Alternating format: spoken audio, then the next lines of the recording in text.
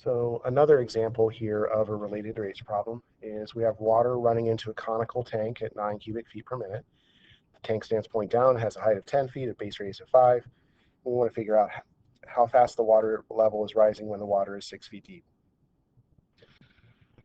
So some people look at this problem and they're like, well, this doesn't seem very realistic to life because why would we want a conical tank? Well, if I draw the tank here, so point down, this is a great shape if you ever want to dispense liquid, because with the point being down, you get all of the liquid going out, none is just sitting on the bottom of a cylinder. So in manufacturing, this is, while not the most efficient shape in terms of materials to make it, it's a wonderfully efficient shape for dispensing liquid. But to dispense it, it has to first be filled. So that's why we have water running into this conical tank. So I'm told the tank has a height of 10 feet and base radius of 5. Those dimensions are not changing on the tank. So I have a height of 10 feet and a radius of 5 feet.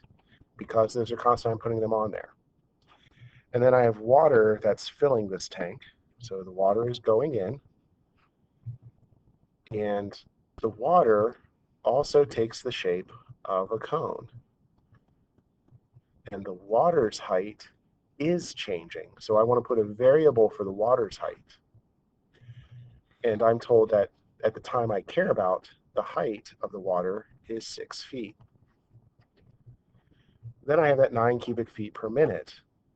In calculus notation, cubic feet is volume, per minute is time, so this would be dV dt, the rate of change of the volume of the water.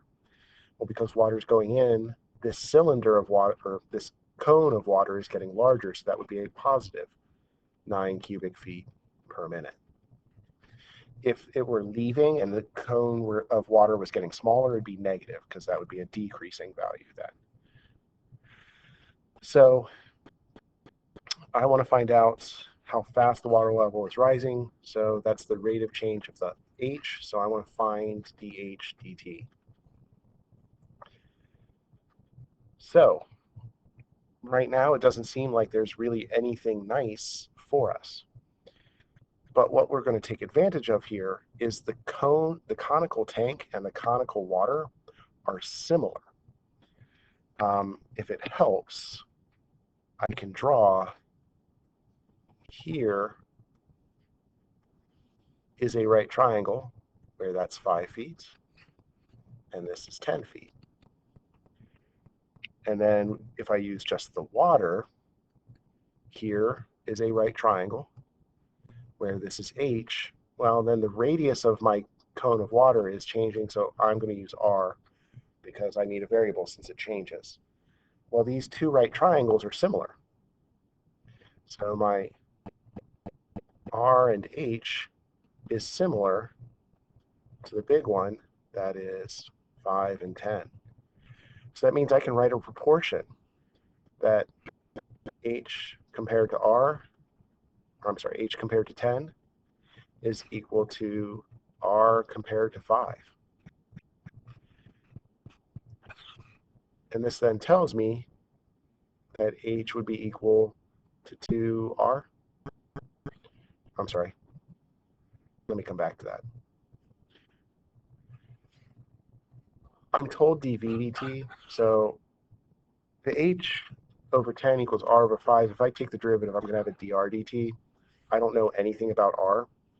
So I need something else for an equation. So I'm going to use the volume because I have dV dt. And if I take the derivative of volume, I'll have a dV dt show up in that. Well, I have 1/3 pi r squared h is the formula for volume of a cone. This doesn't look like it helps me because r is going to show up in my derivative here. And again, I don't know r. But now this is where this comes in. This is called a constraint equation. A constraint equation is a second equation that allows me to replace something in my volume equation so that I have fewer variables to work with. So I don't want r, so I'm going to replace the r. So r is going to be equal to 1/2 h.